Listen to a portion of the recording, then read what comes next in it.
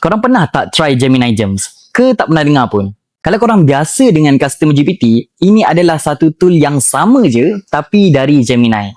Korang boleh custom AI sendiri untuk kerja-kerja yang berulang macam nak tulis copy, nak research news, nak generate poster dan lain-lain.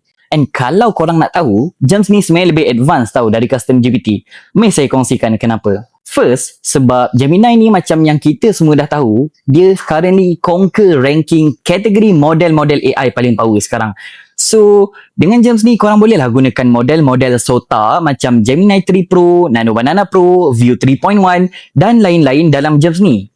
Baru ni saya ada test power Gems ni menggunakan setup Nano Banana Pro. Function dia untuk tukarkan gambar makanan raw yang selekeh kepada gambar menu yang kemas dan juga gambar yang ada aesthetic food photography. Kalau korang berminat nak try, boleh tekan link dalam post Telegram kami ni. Okey, kita sambung yang kedua. Antara yang menjadikan Gems ni sangat berbeza dengan Custom GPT ialah update terbaru dia, which is integration dengan Opal, satu produk eksperimen dari Google Labs yang asalnya adalah satu tool yang dibina untuk user build and share AI mini app diorang ataupun automated workflow.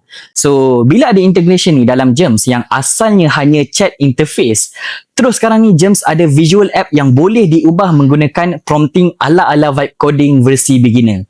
Plus, kalau anda pergi ke advanced editor dalam Opal, anda juga boleh adjust workflow yang ada dan setup prompt yang spesifik untuk setiap flow.